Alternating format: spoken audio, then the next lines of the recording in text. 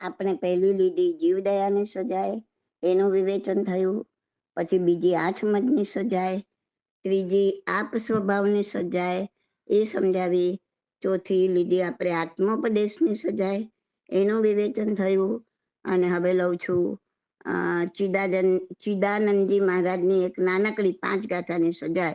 અને 5 ગાથામાં એને સંપૂર્ણ જીવનનો સાર આપી દીધો છે, આધ્યાત્મનો સાર આપી દીધો છે. અને બહુ સમજવા જેવી સજાય, જાણવા જેવી સજાય. પેલા હું સજાય બોલી જાઉં છું અને પછી એનું વિવેચન કરું છું. અવધુ નિરપક્ષ વિરલા કોઈ, દેખ્યા જગત સહુ જોઈ, સમરસ ભાવ ભલા ચિત જાકે, થાપ ઉથાપ ન હોય. अविनाशी के घर की बाता, जानेंगे नर सोई. राव रंक में भेद न जाने, कनक उपल सम लेखे. नारी नागणी को नहीं परिचय, सो शिव मंदिर देखे. निंदा स्तुति श्रवण सुनीने, हर्ष शोक नवी आने. ते जग में जोगीश्वर पूरा, नित्य चढ़ते गुण ठाणे.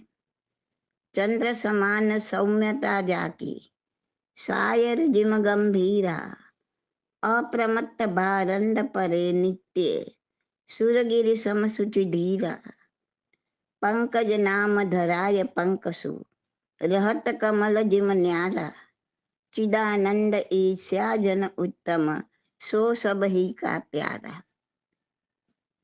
આ સજાયના રચયિતા ચિદાનંદી ઉત્કૃષ્ટ આત્મજ્ઞાની, સ્વનામથી સાર્થકતાપૂર્વક સ્વચેતનાના આનંદરૂપ સ્વ આત્મ અનુભવના ઉપશાંત શાંત સાગરમાં ગંભીરતાથી સ્થિરતાથી અમૃતપાન આસ્વાદિત કરનાર એવા ચિદાનંદજીને વંદન કરીને આ સજાયમાં તેઓ શું કહેવા માંગે છે તેને સમજવાનો પ્રયત્ન કરીએ.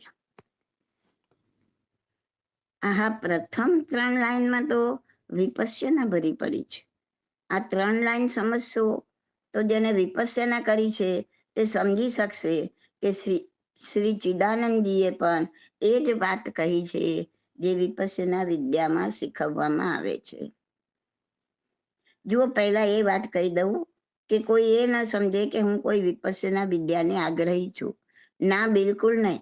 મને તો જે કોઈ વિદ્યા આત્મ અનુભવ તરફ લઈ જાય, જેનાથી આપણા કસાયો આપણા દુર્ગુણો પાતળા પડે, તે મને ગ્રાહ્ય છે.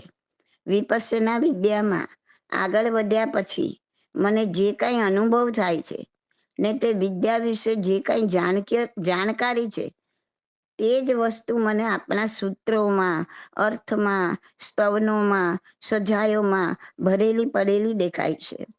માટે હું એટલું જ કહું છું કે ફક્ત 10 દિવસ માટે આ વિદ્યા શીખી પછી દરરોજ એકાદ સામાયિક વાર એનો અભ્યાસ ચાલુ રાખવાથી આત્મ અનુભવ તરફ ડગ જરૂર મંડાશે. એક વસ્તુ ધ્યાનમાં રહે કે એ ધર્મના લોકોની માન્યતા શું છે, શું નહીં, એની સાથે આપણે કોઈ લેવા દેવા નથી. આપણા જૈન ધર્મની જે માન્યતા છે, જે ભગવાને કીધું છે, જે તત્વ દર્શન છે તે 100% ગ્રાહ્ય છે, 100%. તે સંપૂર્ણ 360 ડિગ્રી પર છે. આપણે તો ફક્ત જેમ કે આ કોમ્પ્યુટર ક્લાસીસ શીખવા માટે જઈએ અને પછી ઘરે કોમ્પ્યુટર લાવી તેનો અભ્યાસ કરી આગળ વધીએ, તેમ ફક્ત 10 દિવસ આ વિદ્યા શીખવા માટે જઈને પછી નિયમિત ઘરે તેની સાધના કરતા આગળ વધવાનું છે. તમને કદાચ જાણીને નવાઈ લાગશે કે બુદ્ધ ભગવાને બોધિ પ્રાપ્ત કરતા પહેલા શ્રી પાર્શ્વનાથ ભગવાનનો ચતુર્યામ ધર્મ ગ્રહણ કર્યો હતો. બૌદ્ધ ગ્રંથોમાં પણ ચતુર્યામ સંવત ધર્મનો વારંવાર ઉલ્લેખ આવે છે.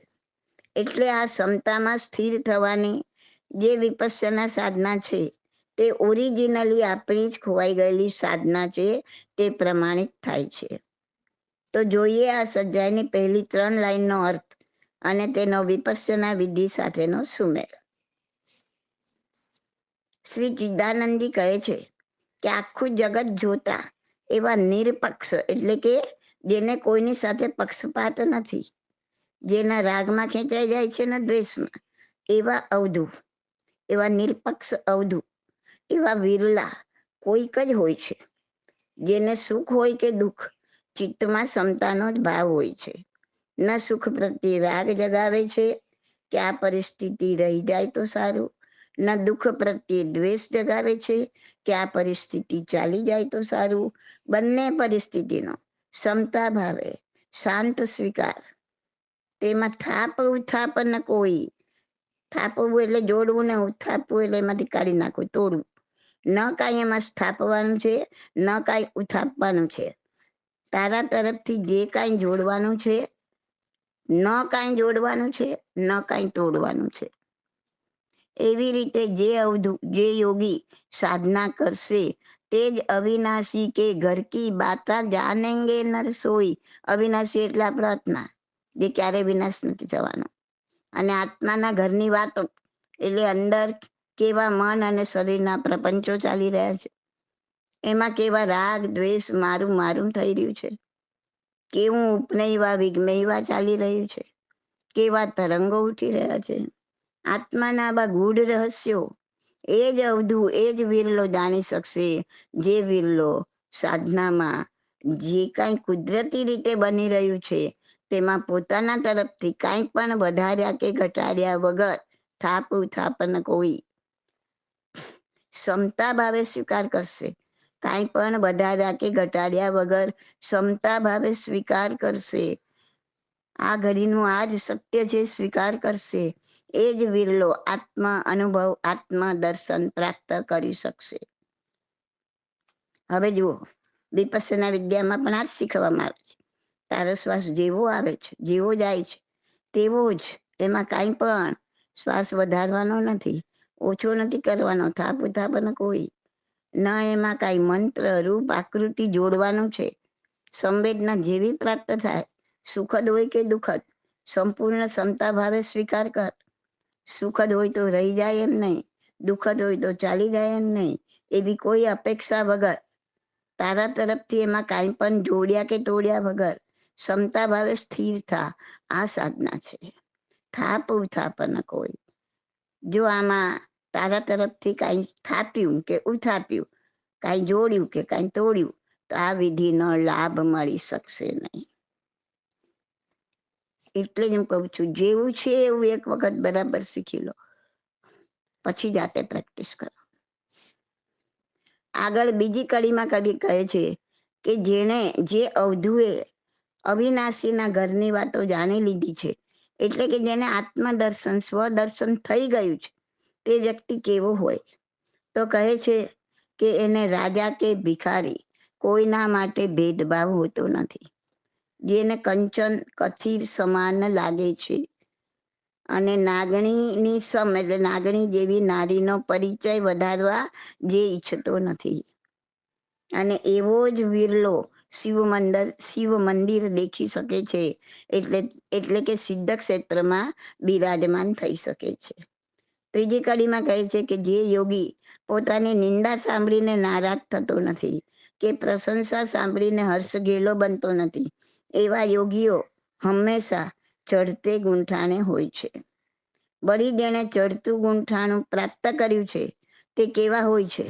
તો કહે છે કે તેઓ ચંદ્ર જેવા સૌમ્ય શીતળ હોય છે. તેના મોં પરના કઠોર ભાવો ચાલ્યા ગયા હોય છે. તેમાં સાગર જેવી ગંભીરતા હોય છે. ચંચળતા નષ્ટ થઈ જાય છે. તેઓ હંમેશા ભારંડ પક્ષીની જેમ અપ્રમત્ત દશામાં હોય છે. પર્વતની જેમ અડગ તથા ધૈર્યવાન હોય છે. જેમ કાદવમાં જન્મવા છતાં પંકજ એટલે કે કમળનું ફૂલ કાદવથી અલિપ્ત રહે છે, તેમ આવા વિરલા યોગી જેને આત્મદશાને પ્રાપ્ત કરી છે, તેવા સંસારરૂપી કાદવમાં રહેવા છતાં સંસારની મોહ માયાથી કમળની જેમ અલિપ્ત રહે છે. અને આવા ઉત્તમ મહાનુભાવો સહુને પ્રેમ કરે છે, સહુના પ્યારા હોય છે. શ્રી ચિદાનંદજીએ આ નાનકડી સજ્જાઈમાં કેવી ઉત્તમ, કેવી ઉત્કૃષ્ટ, કેવી સ્વ અનુભવની વાત કરી છે. આવા મહાત્મા માટે આત્મા અહો અહો બોલતા થાકતો નથી. શ્રી ચિદાનંદજીની આ સજ્જાઈને અનુરૂપ બે વાક્ય કહીને આ પાંચે સ્વાધ્યાયના ની પૂર્ણાહુતિ કરીશ. અલગ અલગ ઓડિયોમાં પાંચે સમજાવી છે.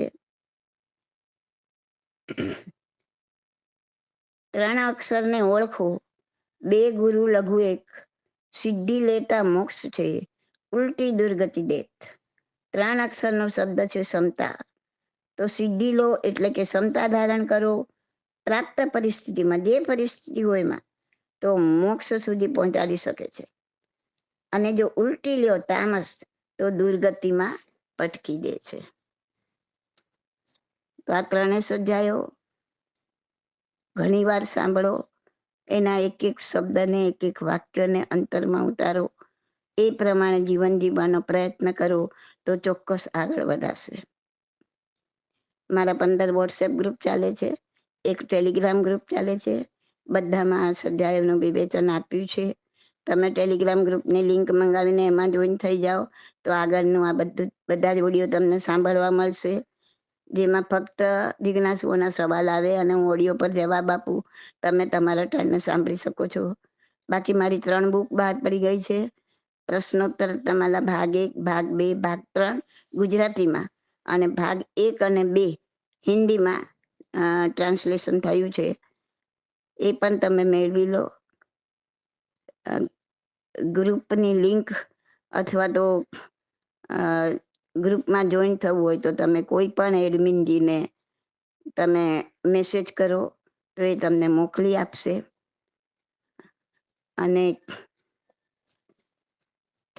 એ રીતના તમે આ મેળવી અને એમાં દાખલ થઈ જાઓ તો તમને નવા ઓડિયો સાંભળવા મળશે. અને ભલે તમે વોટ્સએપ ગ્રુપમાં હોય તો પણ એકવાર ટેલિગ્રામમાં જોઈન થાવ તો આગળના બધા ઓડિયો તમને સાંભળવા મળશે. અને આ સવાલ જવાબ વાંચશો. મારા બધા જ ઓડિયોની પોડકાસ્ટ બની છે અને પોડકાસ્ટની લિંક મંગાવી લો. તમને જે જોતું હોય તે કોઈ પણ એડમિનને ફોન કરો, તમને મળી જશે. તો એમાં તમને પોડકાસ્ટની લિંકથી તમને 500 થી 600 ઓડિયો સવાલ જવાબના સાંભળવા મળશે. Okay, this audio is by Subodhi Masalia. My contact number is 88500 88567.